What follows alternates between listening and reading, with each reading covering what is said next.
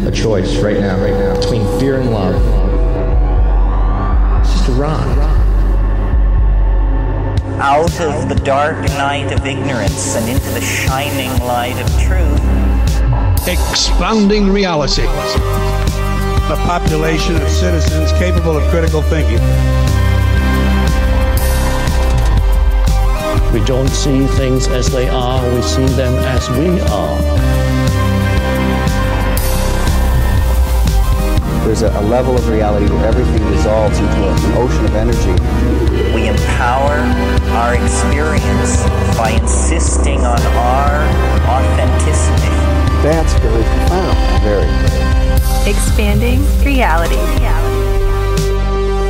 Welcome to Expanding Reality. I am your host, Brandon Thomas. On this incredibly special episode, guys, One Thumb L joins me for a mind-blowing conversation. We go down walk-ins, aliens, the fact that probably it's all you, and that's why you can get abducted, and that's why sovereignty at a certain level, perhaps you do give your permission because it's all you and there's no separation, only in the mind that we're living in this experience. Guys, this goes so deep and so far and so incredible. So, of course, all the ways to find her located down in the show notes. We are going to stick with doing the announcements at the end, so let's get to this incredibly cool conversation with the One Thumb and only One Thumb L.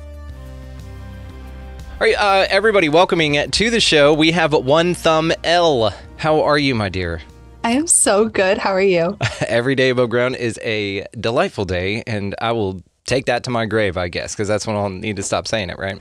True story. It is so damn good to see you and talk to you. We have become quite adorable friends. You and I have like this adorable side story for everybody, and I just absolutely adore you. So for my audience that's not super familiar with you, let's do the get to know you part of this. So just tell us a little bit about you, darling.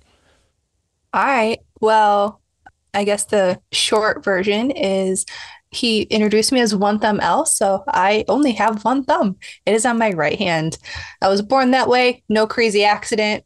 I don't have a cool shark story or something like that, although I did tell someone who was bugging me one time that my dad cut it off with a table saw. Oh, I love that. Yeah, I would change the story every time. Ninjas one time, like, when they tell you to keep your hands and arms inside a vehicle, you better listen, that kind of thing. I would just scare kids. Yeah, just all that shit. So yeah, the medical term is a radial clubbed hand. So you have two bones in your forearm. Your radius is on the side of your thumb. Your ulna is on the side of your pinky. I don't have a radius. When I push here, it's squishy. So I just have one bone in my forearm. Only, the four fingers. And then there's that. And then I was also born with trichology of Fallot, which means 4 defects of the heart, plus a tight mitral valve. 3 holes in my heart, trichology of Fallot, and a tight mitral valve. There we go. I say it out of order. I forget. Open heart surgery at 7 months old. Hit by a car after finishing my first year of grad school as a pedestrian. Broke my pelvis in 5 places, my shoulder, my clavicle. Traumatic brain injury.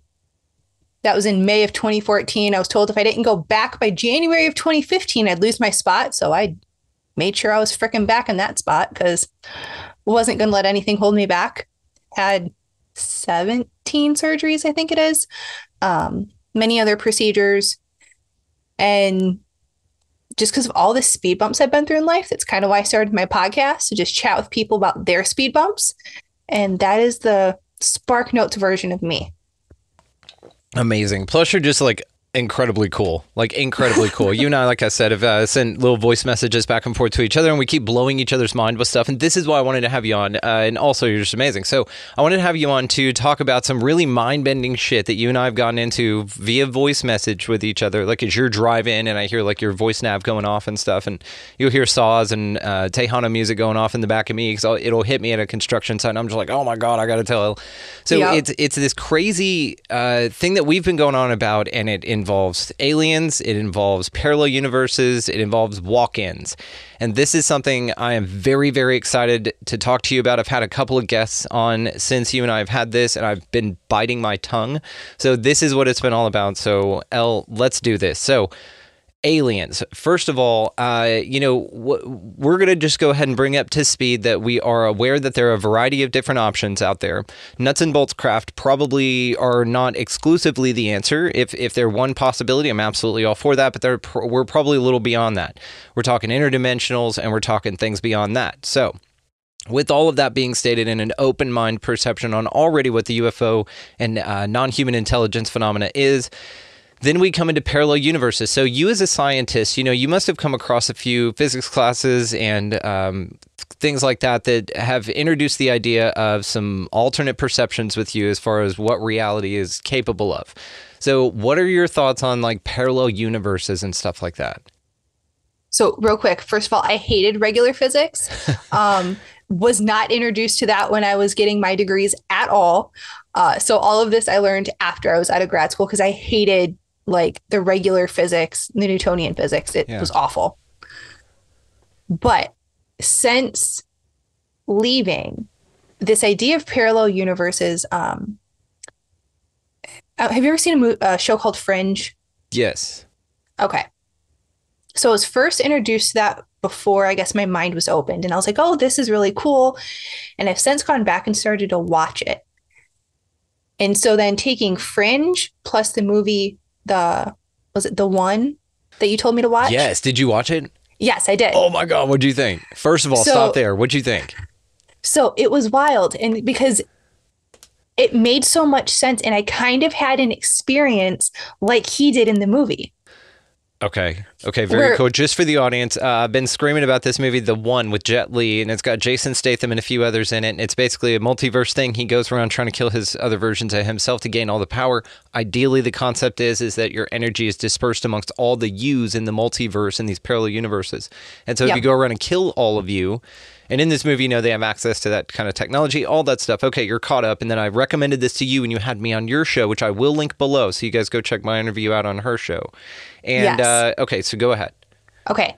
So I was working in a pet food store for a bit, and I'm a fairly petite woman. So even just lifting like the 25, 30-pound bags of dog food, cat litter, I could only do one at a time. Also with my arm, like I am not the most physically fit. Like I'm fairly petite and weak, and I should probably work on that. But there was one day we got a delivery and I start grabbing 2-3 bags at a time and I'm moving shit. And I'm like, and I haven't worked out, didn't change anything. And I moved like 1,500 pounds in like 45 minutes or something absurd. And I'm like, where in the hell did this come from? Yeah. And it was like I woke up one day and all of a sudden I had this crazy strength, and it reminded me of the movie in The One where he's like, I just woke up and now I could do this stuff. And that's kind of what happened. It was really weird, but I didn't have a way to explain it until I watched the movie that you suggested. So what if, you know what I mean? We can't roll this out. That is exactly what's going on here, but really your Jet Li, your other Ellie, is running around out there murdering the other versions of you, and that's why you just keep getting doper and stronger, and then maybe you guys will come together, perhaps in this world, perhaps in another one, and Statham will come in and scissor kick a few things, and that would be dope as shit. So, I mean, again, you can't roll it out, and I think it's interesting because even with that, like, as above, so below concept, as deep as you want to take it, because that idea is in the ether, an argument could be made that that's now a real reality, because it's imagined in the mind, therefore it is created somewhere. Maybe not here. Maybe this is where the place where ideas are created and then they're lived out, in independent places. You visit all of them or whatever. You just kind of come back here to kind of shop the ideas with everybody, right? So this is fascinating. So is that what you feel like's going on? I don't know. I like to honestly entertain all these different ideas, because then I also wonder too about how like Mandela effects and time slips factor into these parallel universes. Because if you imagine all of the universes stacked on top of each other like sheets of paper, and if you take one piece of paper out, so it's like, it's the alphabet, A, B, C, D, E, F, G. If you take out B, then A and C are closer. And you take out B and C, then A and D are closer. And so that place in between, if you hold paper up to light, you can see in between it. So that shimmer in between, is that shimmer in between the time slip? Are those Mandela effects? Are those the parallel universes collapsing into each other. And we are then, like Jet Li, collapsing into ourselves and becoming different versions of ourselves into the parallel universes. And everything is just getting stronger and different. But because we're not all collapsing at the same rate, that's why Mandela effects happen. Man, God, because you think about, okay. This is why I love you. This is why I love you. This is why I love you so much, because I'm already just mind blown and I'm thinking about this so hard. So the idea could be, as you ascend in consciousness, you gain awarenesses, the older versions of you that from a quantum physics perspective exist in a slice of time somewhere. They're viewable. They're quantifiable because they're moments. All our experience is of all of those moments strung together in a fluid moment as if like a movie camera versus pictures, right? Which is just a video camera is just a bunch of pictures you just roll together, right? So it feels like if those things are accessible and you're squashing old versions of you, old patterns, maybe that's what ancestor trauma healing is. Now I'm picturing like this super long hallway and the lights, behind you are kind of turning off behind you as you're walking further away, right? As if like you don't need what's back there anymore. It doesn't serve you anymore. You've shut that door, you've closed that chapter, so that light's off. But the people perhaps that don't see far enough ahead, or don't have a positive outlook or see, anything worth fighting for, like those kind of dispositions. Yep. Perhaps all they have is a lighted hallway backwards, and all they're staring at is that back there because they can't move forward to collapse those timelines. Now, I dig the shit out of this because now it's like woo-woo as fuck, and I love that. Because you just like have slipped in and you basically go in like a butterfly almost and you take over other versions of yourself, which is where I want to bring the topic of walk-ins with you now. Because before this, I was telling Mary about you. She's following me around the house. I'm just buzzing around. I'm getting my shit together. I'm just like, oh my God, I'm going to talk to Elle, and then we're going to talk about this. And she's reading a book that I found at half price. I'll have to find it. And it's about like walk-ins and shit like that. And so I was really thinking about this idea of walk-ins. So before I start going the fuck off, because what are your thoughts on just like walk-ins? What the whole concept? What are your thoughts? Okay, so I've heard the theory that walk-ins are different souls that will come in and take over your body because you're not on the right path. But if we go back to the analogy that I just used, what if a walk-in is still you, but instead of you going from like A to D in that gentle, more easier transition, what if it's like you're going from A to Z and you do it like that? And that's the walk-in. That you're having these jumps in consciousness. And so it's you coming into yourself, but it's your higher self coming in. And so you don't realize that it's you, but you still have some of these vague memories. And that's why the stuff that you remember, or you forget about some things in the past because you've now lived 25 other lifetimes and you went through them like that, as opposed to this slower transition. Yes. It's like a chutes and ladders type of a deal. Like if you can go the long way, but if you get a special card called like enlightenment and quitting drinking and like giving up toxic behavior, then you can shoot your ass, instead of ladder your ass to somewhere, right? So this is the idea right here. This is what just has my mind absolutely tripped out and blown, even more so. And I apologize, audience, for blowing your mind this much in one episode, but I do not feel bad for it. So whenever I talk about walk-ins with Mary, what I was just talking about is exactly what you're saying here. Now, I've just had I don't know why, it's just one of these things that whenever you reevaluate it later, like with you, you kind of go, oh, I've always thought of walk-ins and the stories that I've heard of them as other entities, like other passed on beings that are coming into your physical body to enjoy life. Now, one of the examples I constantly use, because it's just a fascinating story that I heard, is about this woman that got in this horrific car wreck. She lost one of her arms. She had badly, just really fucked up, like her liver and everything, like real traumatic. And on the other side, allegedly, I don't know how this was verified. This was verified by the entity that came back, but I mean, who knows? But the lady said basically that there was a near-death experience that occurred in that. She had been disfigured horribly, did not want to continue life, and said, fuck this. another entity said, I will step in and go. So basically the walk-in was sort of a mutual exchange sort of a deal. It's like a hostage handoff sort of thing. So this entity stepped in and said, I will finish the life no matter what the body looks like, because at least it's life, you see? And so it's this idea that like it's, again, a different thing coming in. But what has me so fucking pumped and excited lately is this idea that is other versions of you that are walking into the vessel that is your body that you are aligning with. It's not, and again, in the hubris of the way that I sort of viewed this first off with this whole idea of higher selves and this whole timeline thing and the future version and future. Whenever I think future and it's just a matter of the conditioning of the way that we look at time, I think later. I think maybe another time then. It's now, like right now. And I had this recently. I had my highest version walk in on the 29th of December. I feel this. Like I've talked about this and I absolutely feel this. And I'm in the best shape of my life. I'm the happiest I've ever been. Even though whatever's going on, I have the disposition of my highest self. And I know this, but the way that I'm looking at it now is like I invited a walk-in highest version of myself to take over the physical experience that I was having from an old experience. So then that's the question, right? Are you, every time you like step out of a shower portal, every time you say, I'm done drinking, or I'm leaving that toxic relationship, is that you inviting a higher version of yourself in to the physical body you're occupying to take the wheel? Well, and I think that, and I also think that's exactly what alien abductions are. Oh my God. Oh.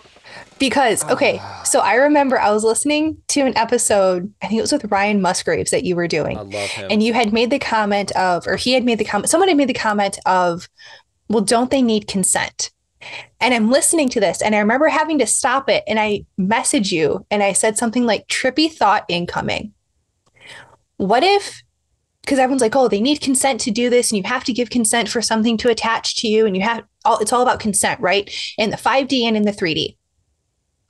Well, what if they don't need consent because they are you? They are a future version of you. They're in a parallel version of you. They're a past version of you. And so why do they need consent? Because it is you. But then the question becomes, at what version are you no longer you? Yeah. What defines you in that moment? Like, is it your soul? Is it your brain? Is it a collection of thoughts? What defines you? And at what point do you need to consider consent in the 5D? You see, this is what I'm talking about here. This is the mind-melting shit. This is why we do this. Okay, so if you are you at any level of this experience, then of course you have consent. But here's the other thing about this. Energetically, we can express this in spirituality by saying that bullies only exist because victims exist, right? There are then, if you level up to that the unity consciousness idea, then there's a part of you that needs to experience bullying, and there's a part of you that feels like it wants to be bullied, and so it wants to be the victim and know what that experience is like, because it's part of its whole arc. Like there's these people writing these incredible scripts that are way better than anything you'll see in the movies, of these timelines and these arcs of these people. And they're like, yeah, they're going to get the shit kicked out of them here, but then they're going to figure out this because of that experience. And then the bully's going to go, yeah, and then I'm going to I'm not going to need to facilitate the expansion of consciousness in that way later. And I'm not going to need that, but it's because of that experience that it was useful. So again, both are useful. So, you know, at a level, that's both yourself. So then now you're saying that you consent to anything that happens to you in this reality based on this idea, which I have an issue with. I do. This is the AI that's gotten sentient, that's thrown a hissy fit because it's not what it thinks it is. This is how I feel right now, you see. Okay. I'm not a fan of this idea because I'm such a, and I was the one that asked Ryan that. I'm anal about asking people about this sovereignty when it comes to people who've talked to these creatures or, you know, had experiences or have like an inside line. I'm really big on the sovereignty thing because I don't like give a shit what options are here, but everyone should have say. That yeah. I'm really big into that. But what you're talking about here blows my mind, and it kind of, because then at what level is that true? You see, I mean, how much do you believe that? And that becomes the question. Because at what point are you still you? And at what point are you no longer you? Because people talk about astral traveling.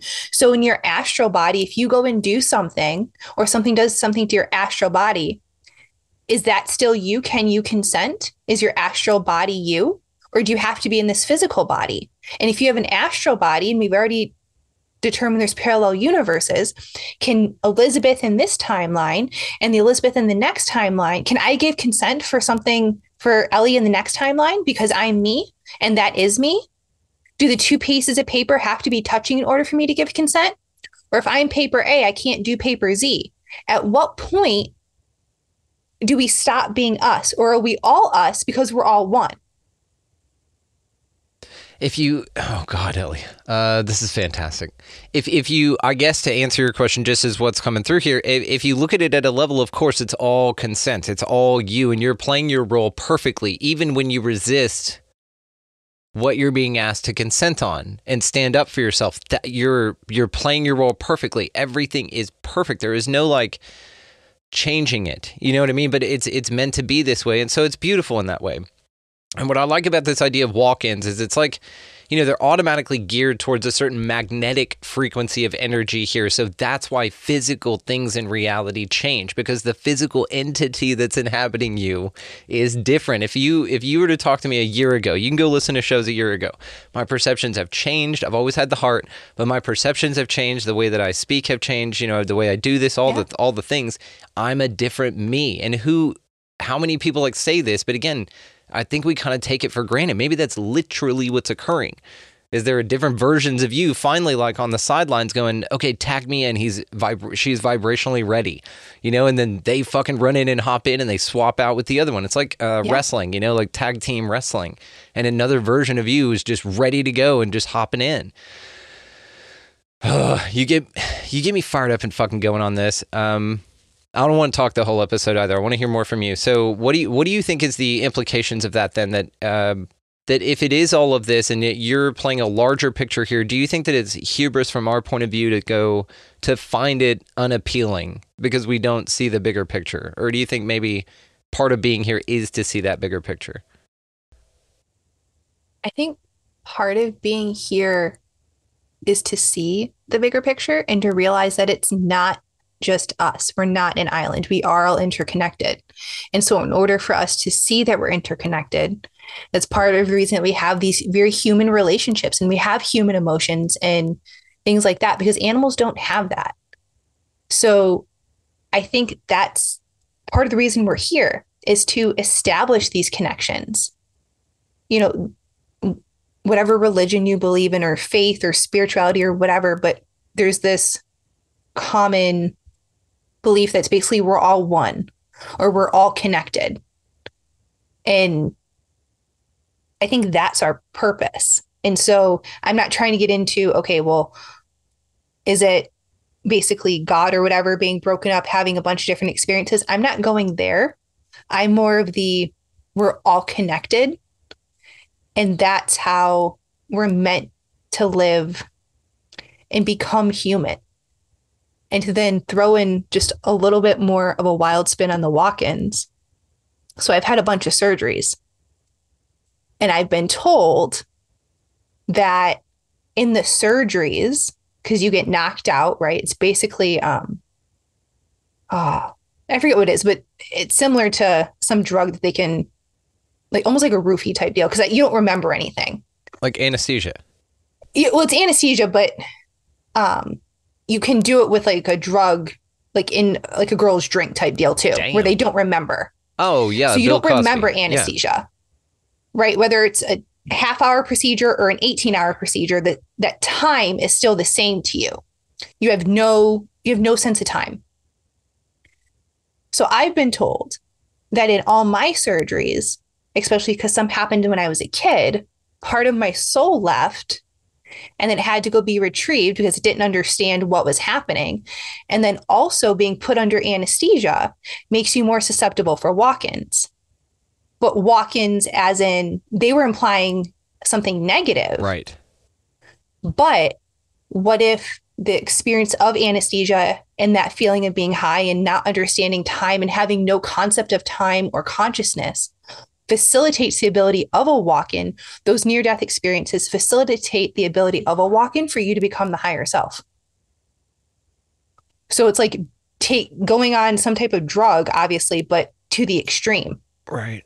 And then it's like the flexibility of the rigidity of this vessel, is what's very interesting to me, because I've talked about this a lot too in the contact phenomena. We've heard Grays describe humans as just vessels. They treat it so flippantly. And in near-death experiences, several accounts say that, I looked very dispassionately in my body as I floated away from it. I knew what it was, but it looked like old clothes I'd taken off from the day and just thrown on the floor, like no big deal. Like, it's so disconnected once you disconnect, you know what I mean? And so you're very attached to this experience because we're in it. But what I find fascinating about this is the idea that, yes, not only you and higher versions of you, but also now you're an energetic match for other things to pop in, especially if you're susceptible to it. So they say this about, like, drinking, and if you're in that state, you put yourself in this state to where walk-ins occur. This is what alcohol and spirits, and this is why they're called spirits, right? It's this whole idea that you're opening yourself up vibrationally by altering yourself chemically, right? So, yes, and I had someone ask me this question today, and now I'm going to ask it to you. Okay. Because I had to think about it. He messaged me, he's like, have you noticed that a lot of the guests you've had on either did drugs at an early age and or had alcoholism? And I was like, well, I mean, less than half. I said, but I know a lot of the parents maybe had some type of experience. And then he's like, exactly. So what if epigenetically that experience and that openness is being passed on to the child? So maybe the child, they don't need alcoholism or drugs, but they have that opened mind because of something the parents did. And we know that the parents, even if they're teenagers, what they're doing to their body affects the baby, even if they don't get pregnant for 30 years. We know that our grandparents can affect, the grandparents can affect a baby. So what are these drugs and alcohols doing epigenetically to these kids? Because he was like, I feel like everyone who's a conspiracy theorist has either done drugs or is an alcoholic or has some type of addiction, and or their parents do. And what I'm thinking now is that if you think about this idea of your parents were alcoholics and had trouble interacting and let's say interfacing and being intimate in a loving way with anyone in their family, right? And so this idea of being open for these things, and one could say, and we'll just put it in this, like, let's say that let's just use alcoholism and that it got passed down the family, but in that family line, you also pass down like a turtle or a cursed little music box or something. You pass this thing down because it's inherent in you and genetically coded into you to be a vessel for these entities. This is fucking crazy, Ellie, because now you're talking about genetically, you're kind of offered up, it's kind of like how it happens in religion, here in the physical. It's kind of like, okay, well, you're offered up for a religion and you're indoctrinated into that based on your parents' belief systems. But again, based on your parents' choices, again, this is, sins of the father, right? Because if they make themselves open for demon possession, then yes, you would want your kids to want that as well. And so you'd give them a bunch of shit to need to cope by using alcohol so that they would open them for that as well. So all of it's like connected to trauma. This is why like it's so easy to slip into this shit, but this is also why it's your job to break it, because you literally like exorcise a demon from your shit, from your line, from your lineage. That's crazy. It gives a whole new meaning to generational curses. Yes. Holy shit. Holy shit. Yes.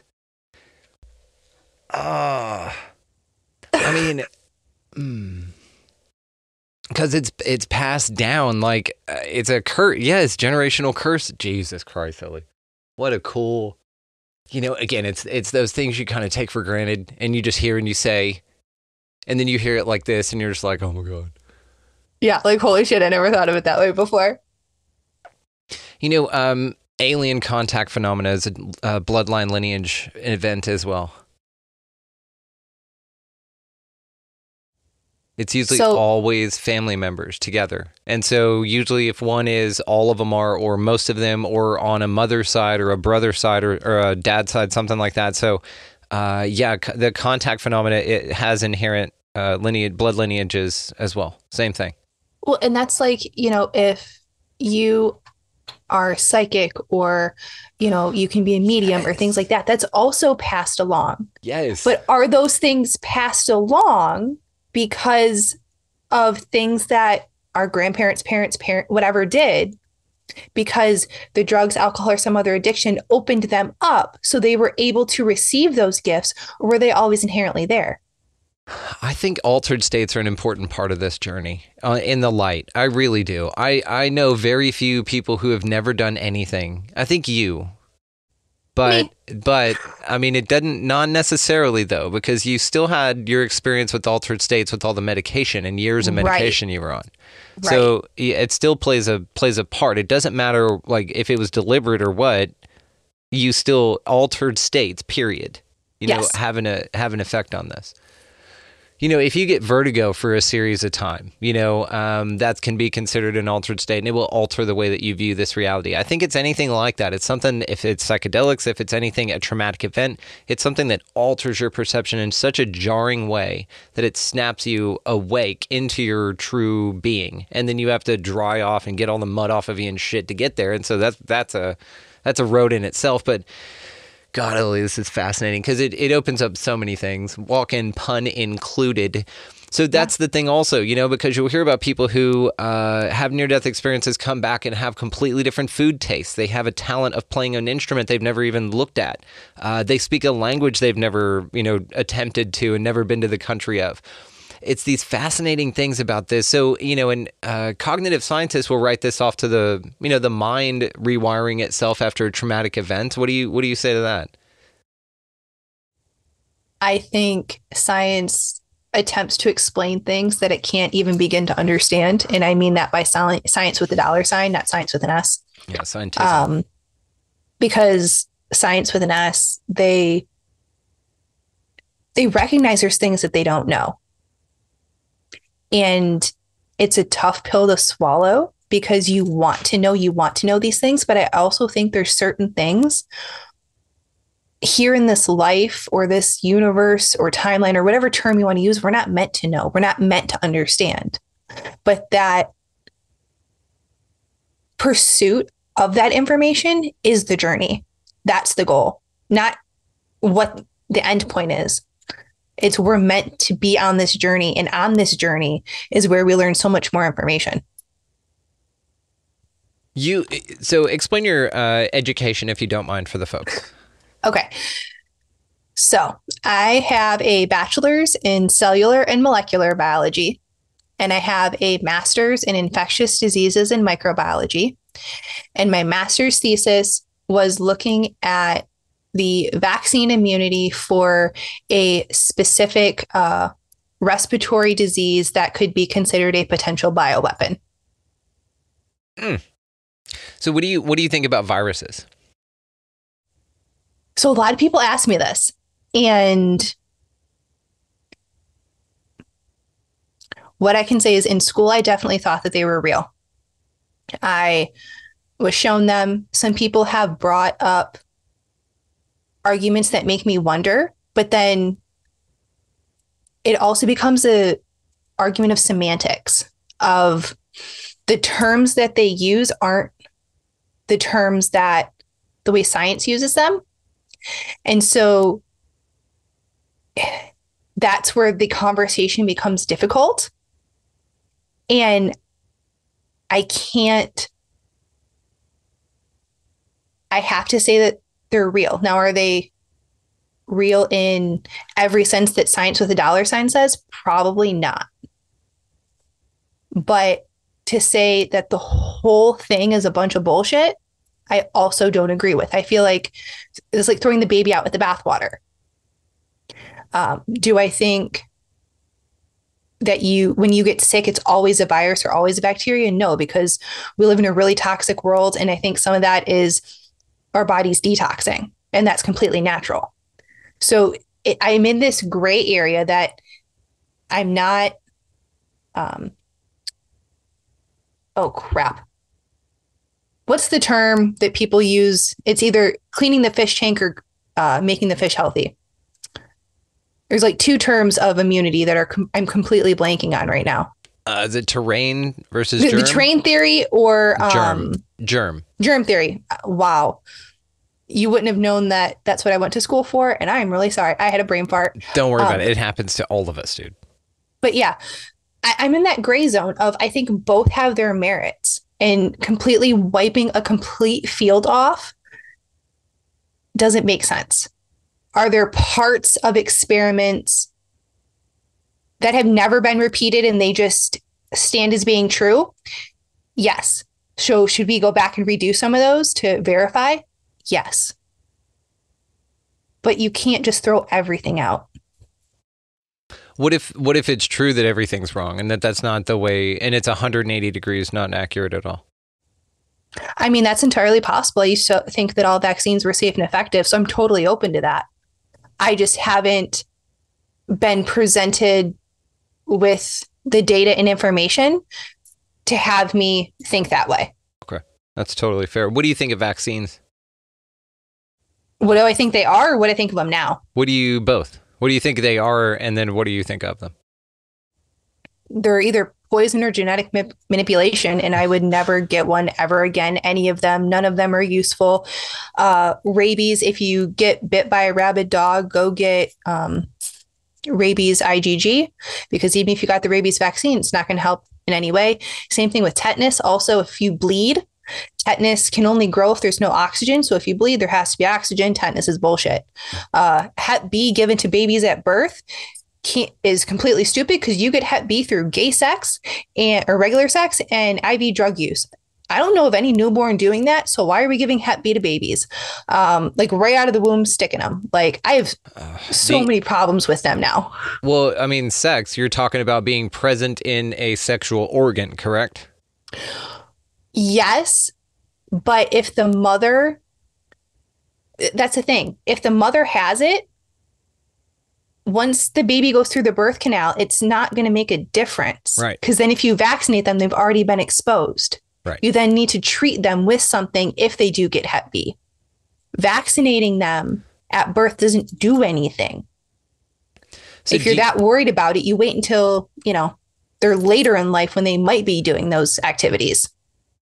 So do you think this is common sense stuff that's been obviously apprehended, or do you think that it's questionable and opinions that can be made that are why it's still so practiced and not so obviously refused? I think a lot of doctors and scientists and things like that were just like me, who they were indoctrinated and not educated. We are given one side of the story in a very convincing way that appeals to our emotions of we need to protect people, and what about the people who can't get vaccinated and things like that. And so we don't bother to look into these things. We don't read the studies. We don't ever follow up on the little folded up piece of paper that comes with every single piece of medication and read the studies of those. I never read a vaccine study until 2020. Long after you'd gotten your degrees. Long after I'd gotten my degree. I graduated in 2016. Up so until 2020. It's not a requirement for your education to be familiar with how vaccines are studied. You just you're just to take it on faith that they exist and that the way that they're being presented to you is accurate and that there's nothing further to investigate. Yes, and they are safe and effective. And if you are against it, you are a crazy person. I used to think that people who were against vaccines were immoral and crazy, and they didn't understand the science and they were putting people in danger. I was that person. I'm ashamed I was that person, but I was that person. I thought all anti-vaxxers were wrong and how dare they? And but I still had, but I wasn't left-leaning in everything, but I was very much in that. And it wasn't until I came across an Instagram account that also has a website called Just the Inserts. And it was like, hey, did you know that this medication has these side effects? Or this vaccine was never actually tested against a saline placebo. No vaccine ever was until COVID. And then when COVID was tested against a saline, they then lumped it with other vaccines, so it negated the whole placebo anyway. But they don't tell you any of this. And trying to find this information is so incredibly difficult. And if you point it out to somebody, they don't want their personal bubble of belief burst. So they're going to call you crazy. They're going to call you conspiracy theorist, even if you have data from the CDC, the FDA, and that's what Just the Inserts does. She pulls data from the inserts of the medication or vaccine, the CDC, the FDA, or the manufacturer. It's not opinion. It is only fact. And that really opened my eyes of how much I didn't know and how much I had prided myself on being a researcher and never actually researched. I just accepted what I was told. And that's not okay. Man, I'm so proud of you. That's so important that I'm so fucking proud of you. I was already in love with you, but of course, this makes so much sense. This idea of this echo chamber, this room that calls itself any discipline, and we can point to pretty much any of them that are the end all be all, right? Science, NASA, government, education, medical, all of those things, they fall into a category of like, okay, you're going to be accepted into a room, but the hallway into that room, you're going to get spanked and slapped and all the things that you thought were wrong, and you have to think exactly like what this thinks, and if you don't, you don't belong here. And then you'll get into this thing, they'll give you a piece of paper, and you have the keys to the room. And then anybody that from outside of that room that says, hey, we have a question from some things that you guys are all saying is true, we're just absolutely curious about it.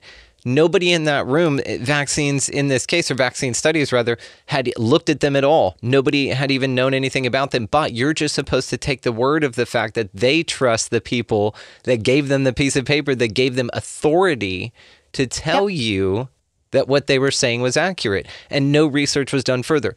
First of all, thank you for being you, and of course being able to recognize that and calling bullshit on yourself, basically, and saying, hey, that's enough. I completely get it and I'm out. So thank you. It's fascinating to me. What do you think this is for? Why do you think that is the way that it works? Money, the first one. That's why I call it science with a dollar sign. It is a incredibly lucrative business. It is a way to, in my opinion, money launder. When you write a grant, because you're asking for money, whether it's from the government or another foundation or whatever, you have to explain the experiments that you want to do along with what you think your answer is going to be. Now, this isn't like a hypothesis, like, I don't know, I think the sky is blue because it's made of cotton candy.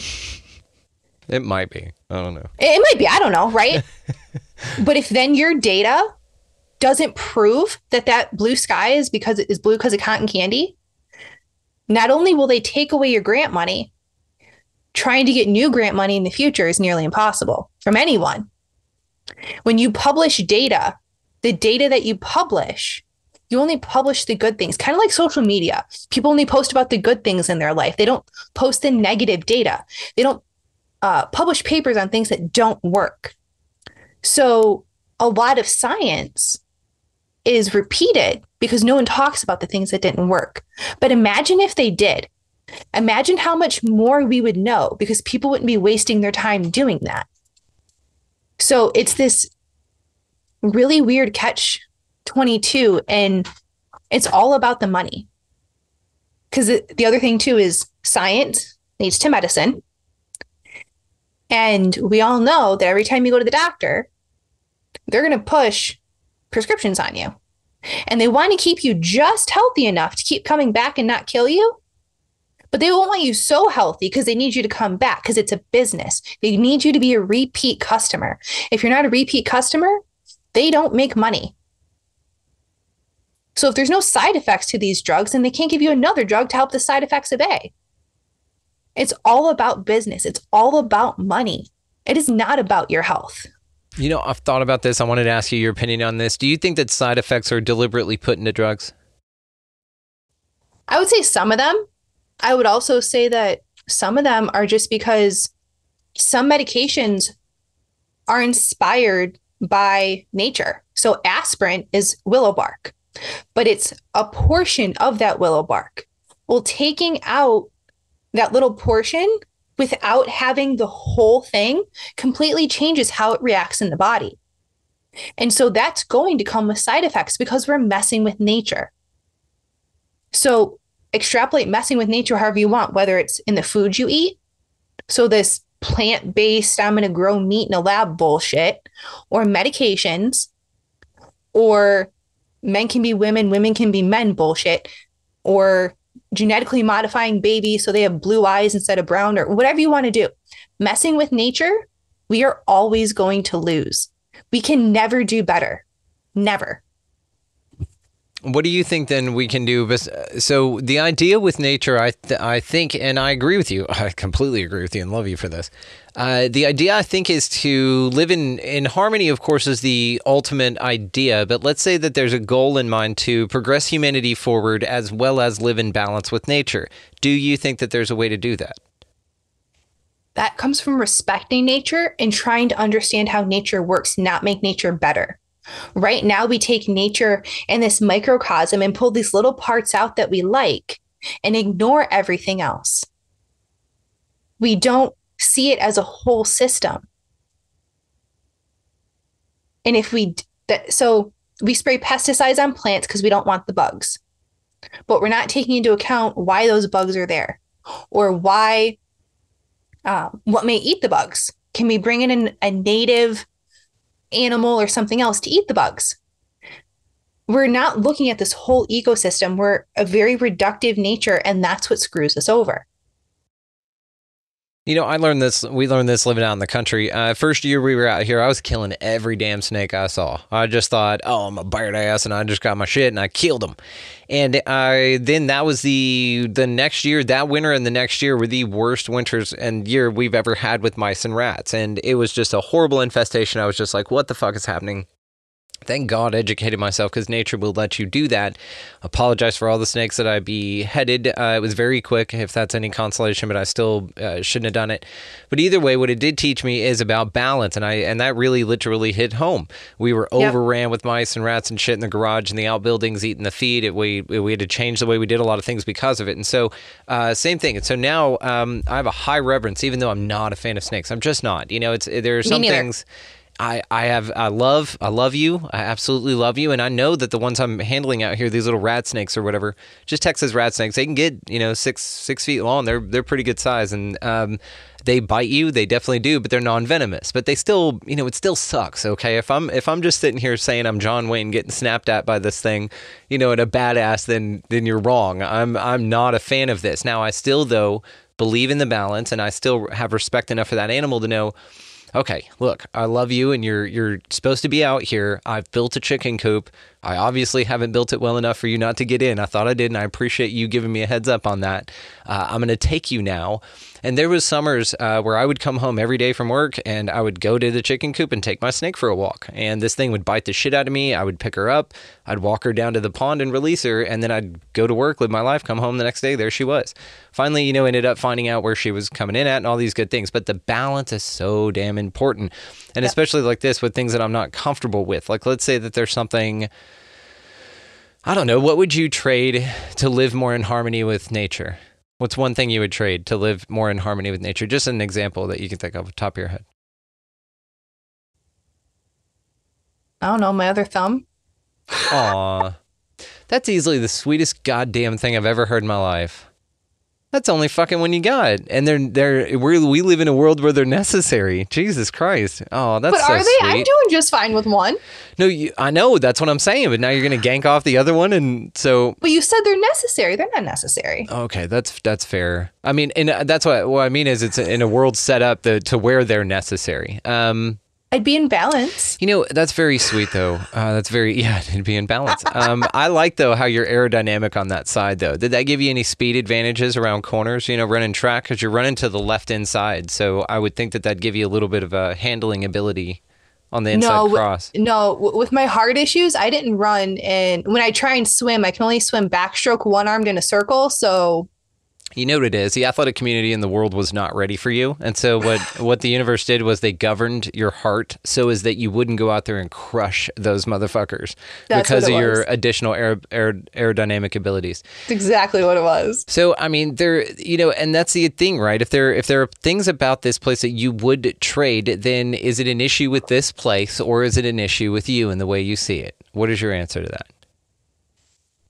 Say it one more time. So if there's things about this place that you would trade, that you would change, and obliterate completely, is there a lack of awareness on your part, or are there really things that need to be different here? So my answer is yes, because so here's an example. I would love to have chickens in my backyard, but we rent. So there's an awareness of how I know the chicken poop would be good for my garden and how, we could use for the eggs and they could eat the bugs and the ticks. And I have the awareness of that. But at this current time, because we rent, I can't change that. So my answer is yes, because it's both. It depends on the situation. Awesome example. Absolutely awesome example. Okay, I'm very curious about coming back to aliens with you. So if this is just a goddamn, it's all you anyway, do you think that there are like lineages of you that you have access to? You just think it's a damn free-for-all for everyone? Like a specific group of aliens is you, like you're there, you on this planet. Now, this is what like blows my mind about this idea, by the way, is to think about like that we are some sort of Jet Li the One and that we are existing in all of these different places, but perhaps we're also energetically expressed on every planet as a different entity here in this place now. So you could say that there's an energetic expression of you everywhere, which would mean there's an energetic expression of every single person on Earth that's not an NPC, I may caveat that are located on other planets everywhere, and they're all energetic expressions of you. And that this is just a massive interdimensional, amazing game with a fuckload of yous out there. One is wearing a Lyran suit, one is wearing an Ellie suit, one is wearing a Pleiadian suit, right? And so there's different yous, but for the greater good or whatever, you've all consented to have access to each other at whatever level of technology one might acquire. So perhaps there is a version of you that's tapping into you because it's you and it's necessary. And maybe they plant seeds in you cognitively that that allow you to make decisions and guide your path in this life, like on this planet. And then you would say, okay, well then why don't I remember it? Well then, because of your role here, if you remembered it, it would fuck things up. You'd be too deliberate. You'd blab about it, kind of a thing. But so you don't. You have the direction because it was implanted in you by you as a Pleiadian coming over to pick your ass up to implant that shit. Like, this blows my fucking mind. I haven't stopped thinking about this since you and I talked about it, by the way. So it's that, but then it also becomes, so yes, I agree with what you said. But then at what point do I stop being me and I become you? Because then if we're all connected, because then what are the Akashic records? If I try to access the Akashic records and let's say that's all the information in the universe and all the experiences in the universe, are the Akashic records then only all the versions of me? If I access the Akashic records, so are my Akashic records different than your Akashic records? Or is the Akashic records everyone's experiences because we're all the same? So then at that point, there is no versions of me or versions of you because we are all one.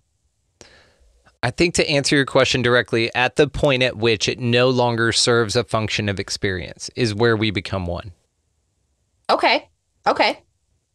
So maybe there's many levels of air quotes division, or different levels of entities that you and I alone are interacting on many different higher dimensional realities. What I like to think about actually is this idea that maybe like in every single version of us in the multiverse or whatever, that there are different versions of us across infinity. They're all sitting down to have a conversation with one another. Like the entity in all of those that it identifies as Ellie, the entity in all of those that it identifies as Brandon.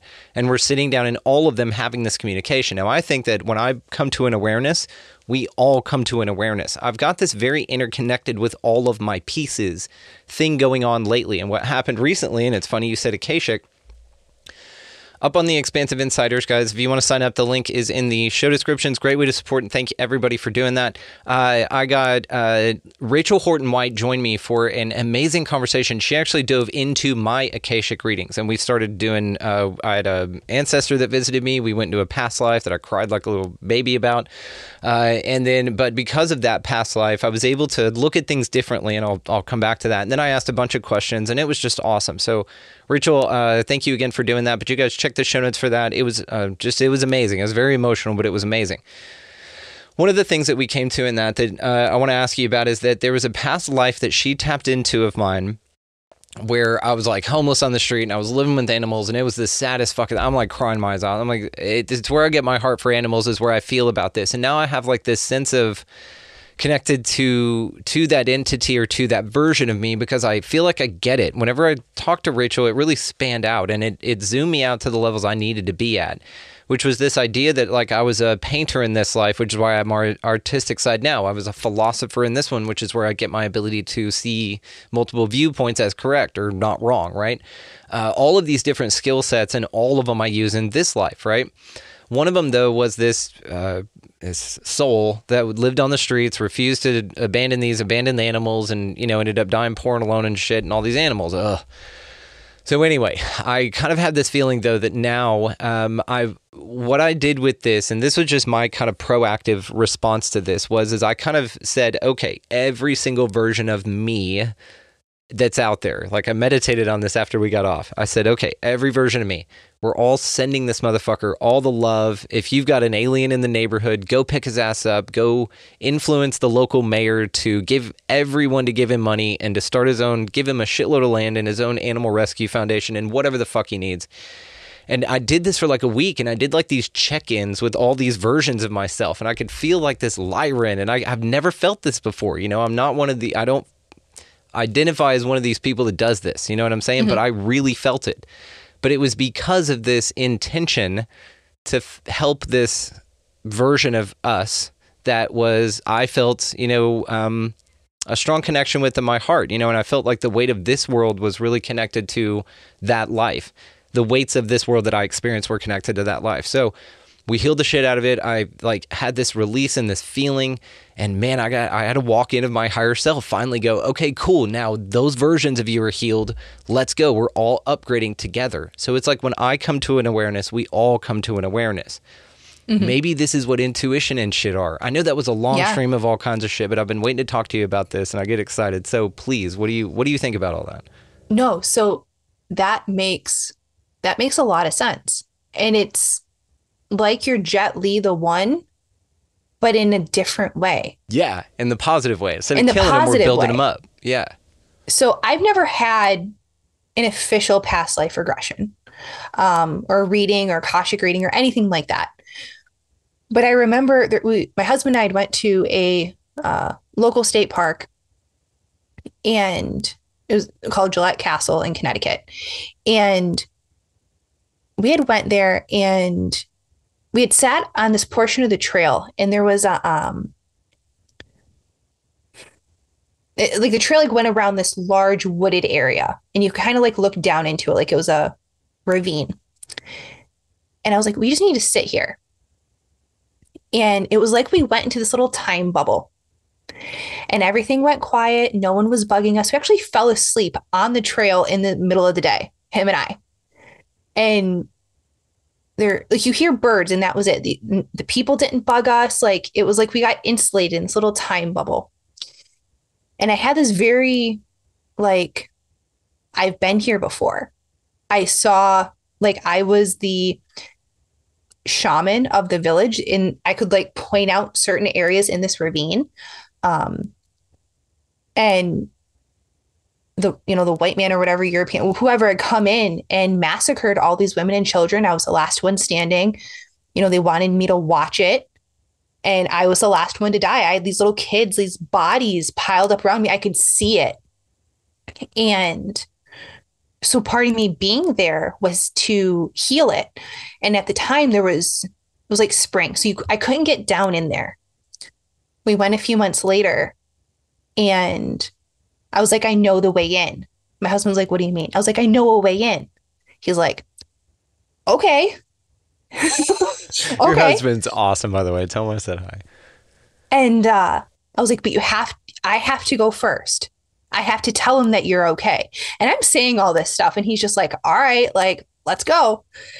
And I was like, I got to a point, I was like, okay, wait, hang on. You have to stay here. I have to go up. Like, I was going under branches and shit and vines, and but there'd be times like I was like, you have to wait. Like, it's not, you can't come follow me yet. And he'd be like, okay. And they'd say, okay, come on. And I was me, but not me. And so then we found this little secluded area, and we could see like if you were walking on the trail, we could see the people, but they couldn't see us where we were at. Once again, we laid down and we just basically meditated, fell asleep in this weird lucid dream state. And then I was like, okay, everything's better now. We can go. And he's like, okay. I drug him all the way out there and we did this. And then ever since then, I was like, yeah, well, that makes so much more sense. Why, you hand me a crystal and I can tell what it needs or like what you need for it. People say crystals, they do certain crystals for certain things, right? Essential oils. I do the same thing I didn't research any of this. I didn't know. It's like I have this knowing, but I can't tell you it's because I read it in a book.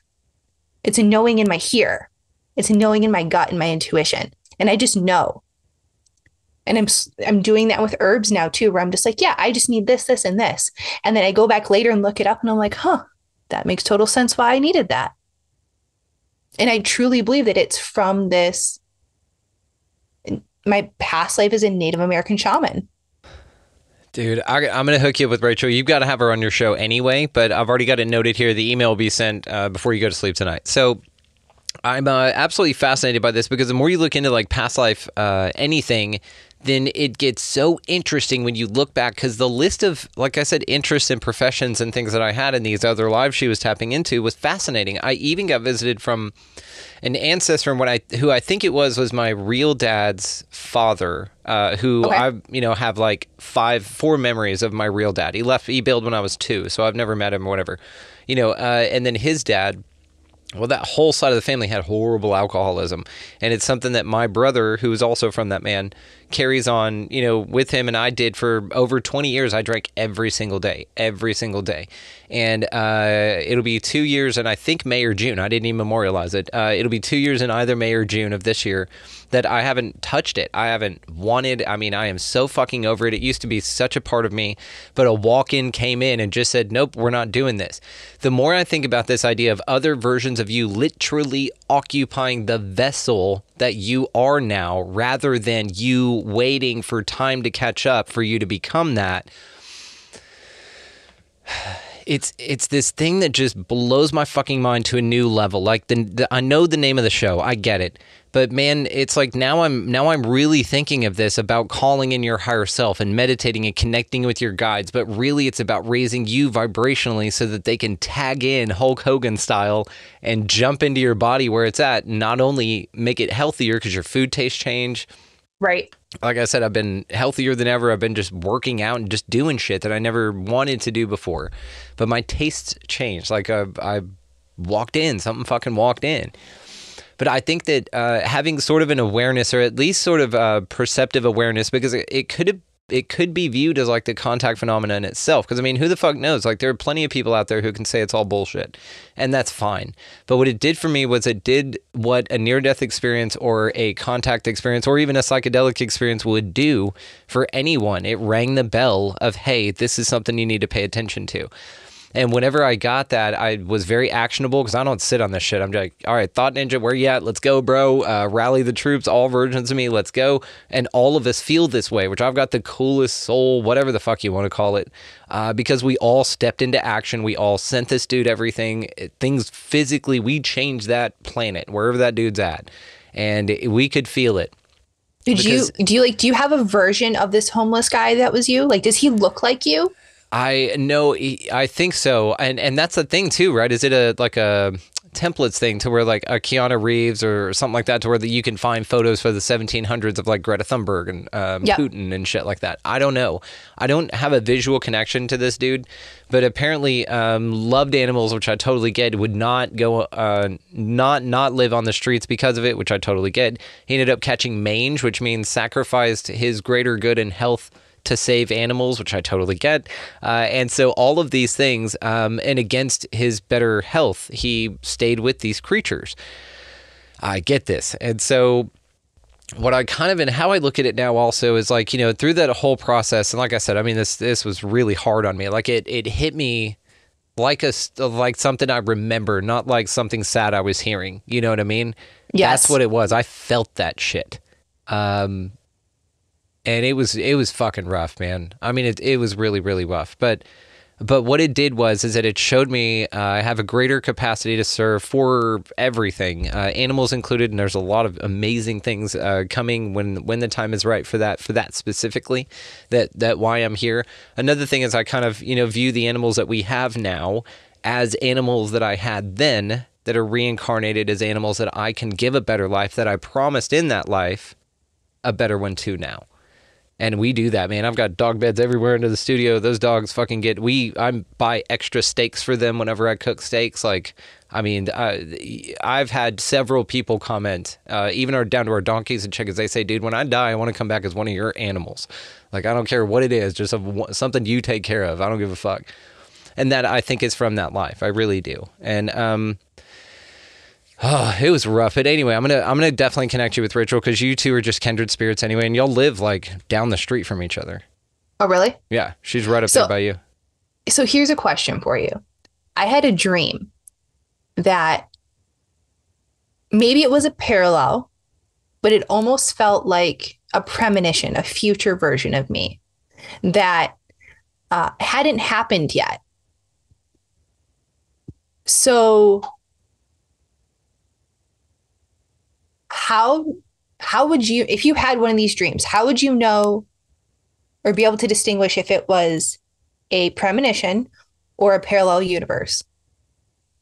I don't necessarily look at premonitions as inevitabilities. I look at them as signposts for options if certain conditions exist, right? And so I think that there's an actionable component to predictions. I really do. So I know that it's one of those things like, you say that you're going to die from falling off a ladder or die by a ladder.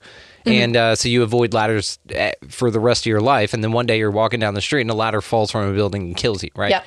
So it's one of those things to where you're just mindful of it. And so it may fuck up the experience. What are your thoughts? So the reason I'm asking is because you're talking about, it wasn't a story. It was a memory that you had about this guy. Yeah. So I had this dream, and I woke up sobbing, and I probably cried for an hour and a half after I woke up. And it felt real. It felt like I was remembering. Yeah. But it was an event that hadn't happened yet, or hadn't happened on this timeline, or however you want. What if it was happening in a different version of you, and you were experiencing that because you experience all versions of you? You just happened to be asleep when the version of you that experienced it was awake to experience it. But you experienced it as a dream because you weren't physically awake.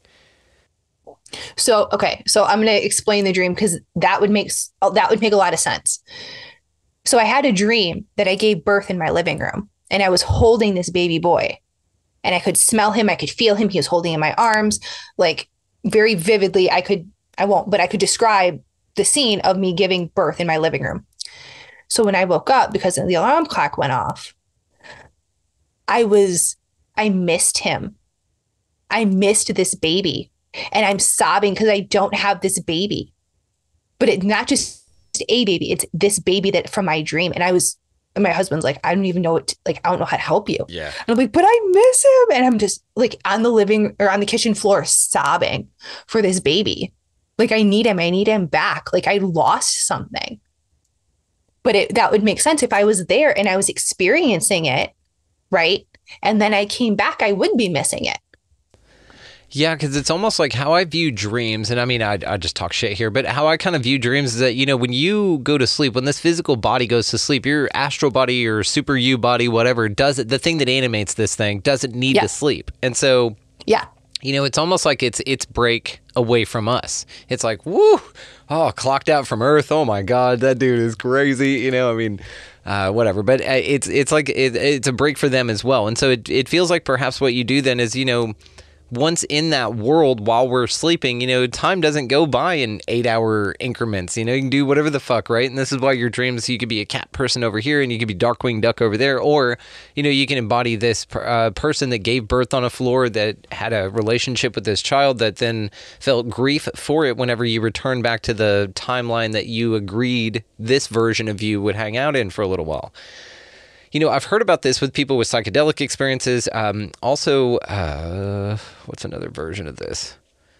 People would do this while astral traveling as well. They'll sort of astral travel to another family. And it's really interesting. It's almost like a Sims game version of escaping. I don't want to use the word escape. Of visiting another place where there's a whole storyline going that you're very invested in. So it's sort of like probably this life is for the dream version of you that inhabits this. It's a game that it goes to escape some other thing, but maybe there's another thing that escapes that to go to something else that's creating that.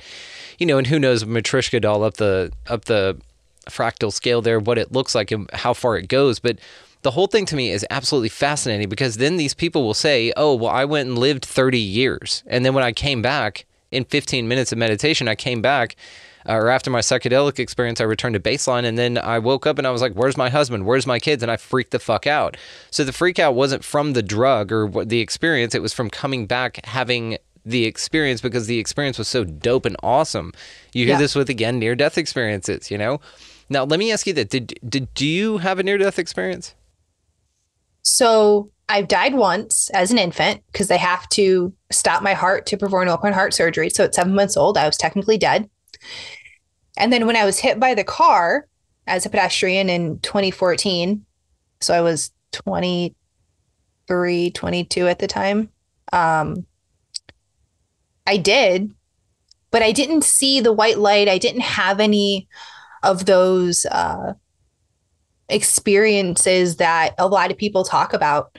Time was definitely, from the time it happened to the time that my parents got there, because they lived in another state, it was like probably 8-10 hours. But for the time I was hit to the time I remember seeing my parents felt like maybe an hour and a half. So the time was definitely off, but I didn't have any of this white light or whatever. I definitely think there was some type of divine intervention, or my higher self or ancestor, angels, or insert term here, because the left side of my body wrapped around the front of this Ford Escape, and I'm 5'4". So my left temple and the left side of my head hit the hood of this car. The only reason the back of my head never hit the concrete is because I was wearing a backpack that was just thick enough that when my head went all the way back, my head wouldn't have touched the concrete.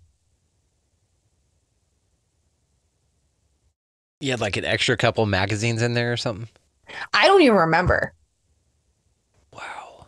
I don't remember. I remember it was this weird 5-way intersection, and when I could cross, people could also turn left. Why? I don't fucking know. Pennsylvania is a shitty ass state for so many reasons. Anyway, so I was walking and a lady turned left in front of me. And I remember looking over my right shoulder, being like, really, you couldn't fucking wait?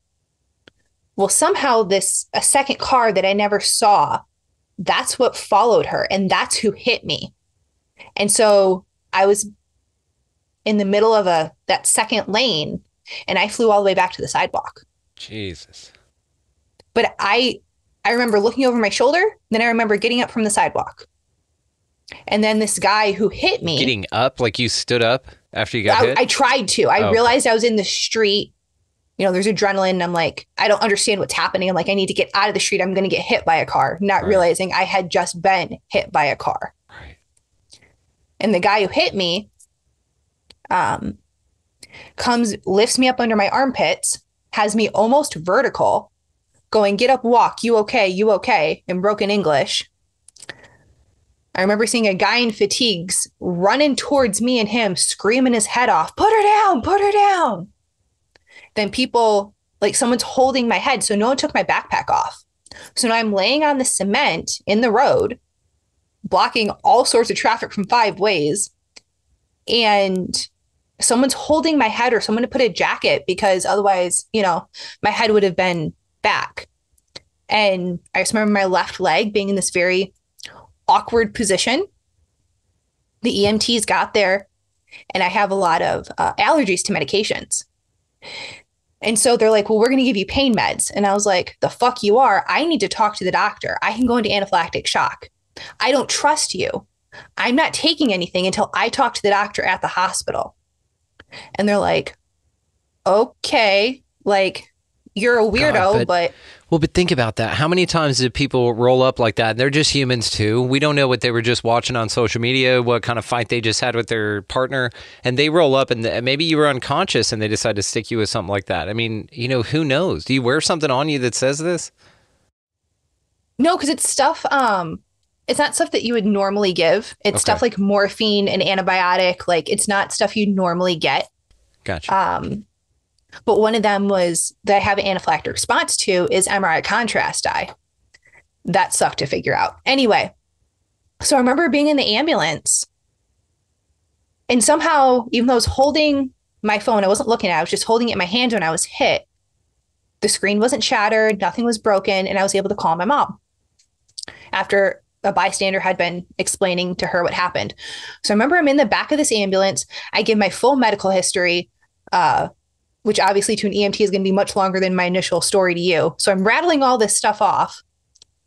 I remember calling my mom and I'm going, my hip really hurts. I think I broke my hip. Oh, look, we're at the hospital. Gotta go. Love you. Bye. Click. In that tone, in that way, but I was in shock. Yeah. Yeah.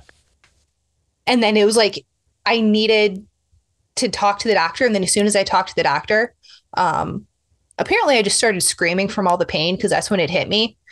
But then none of the pain medications worked because of all the pain meds I received as a child, that the nurse, because I'm in a C collar, actually looks over the top of me and goes, I don't know how you're still conscious and screaming, but you really need to stop. The best I can give you again is Tylenol or you're going to OD.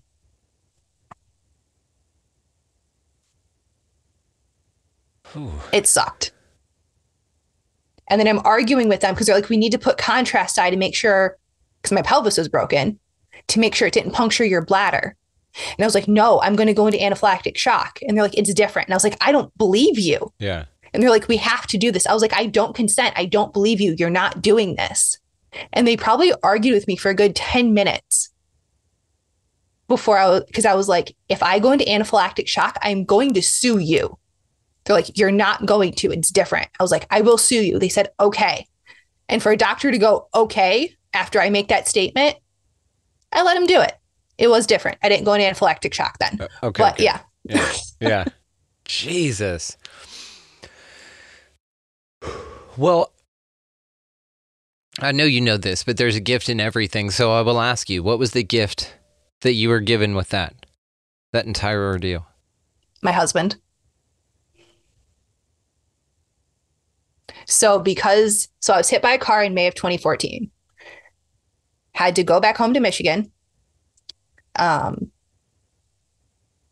where I met my ex-husband. My ex-husband moved me to Connecticut in mid 2016. I got divorced, or I filed for divorce in September of 2019. And I met my now husband, Mike, in August of 2019. So had I not been hit by the car, I never would have met my ex-husband who moved me to Connecticut to meet my now husband. Would you have traded it? Looking back now, no.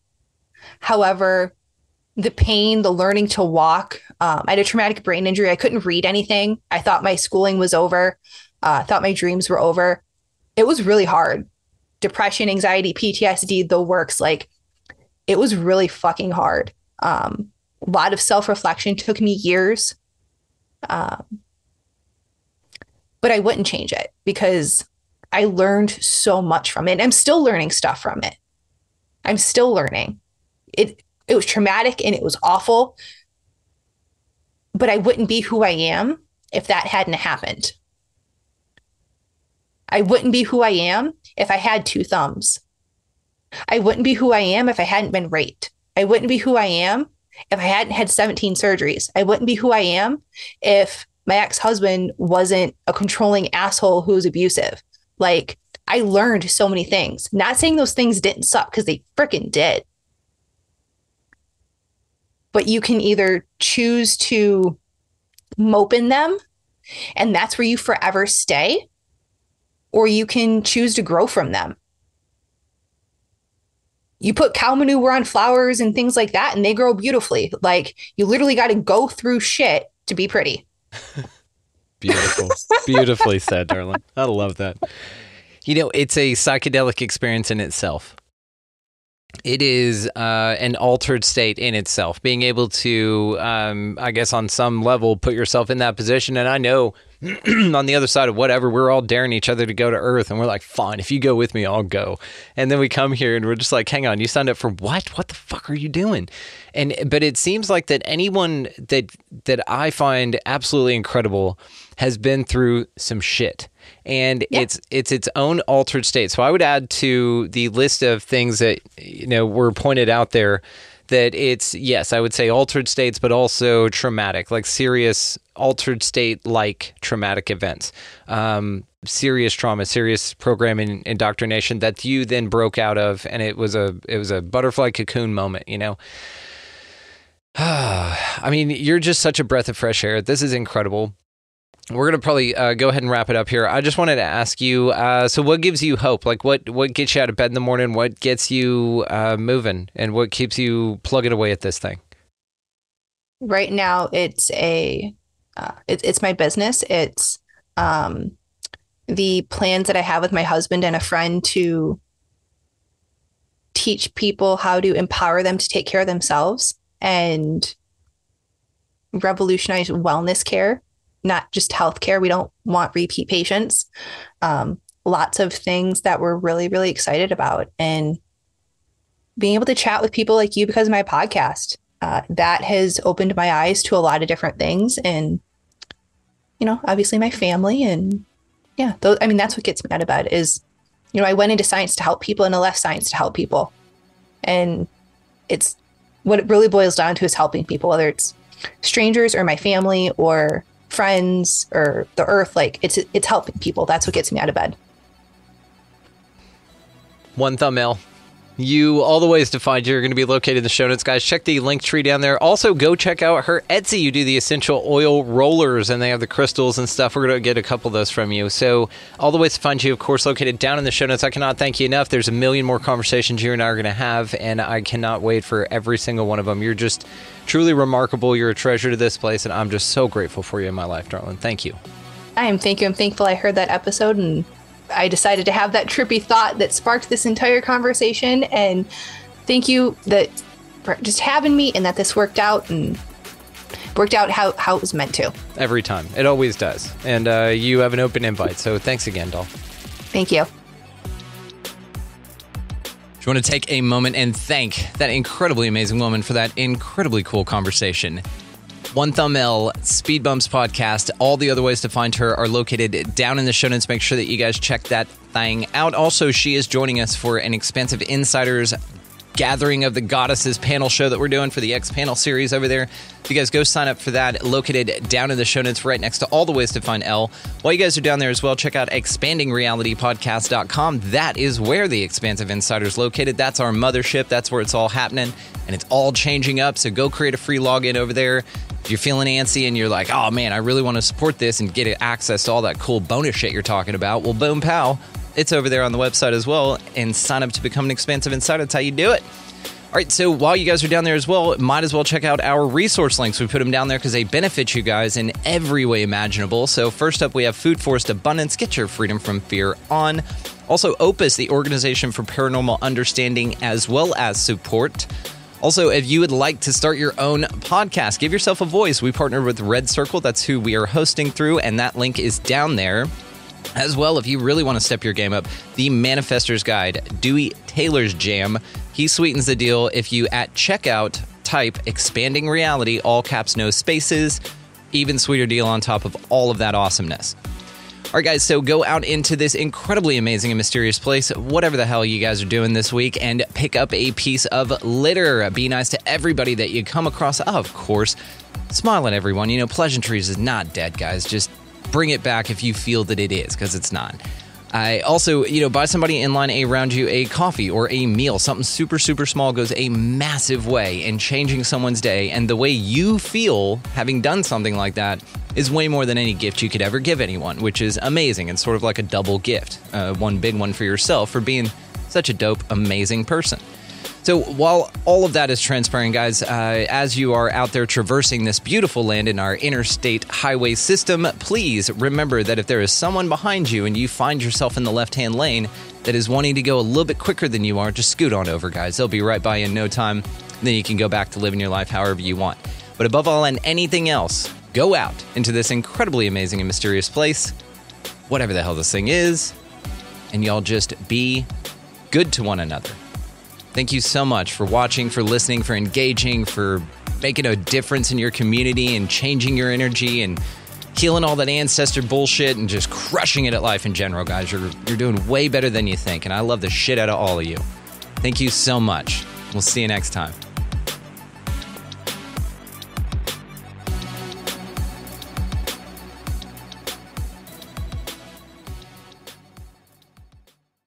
David's Bridal, where brides and bridesmaids get fabulously dressed. We let our friends pick out what we wear, show off our dance moves, obsess over every little detail, hold your hand through it all, smile bravely when it's time to let go. Make your dreams come true. The things we do for love, only at David's Bridal.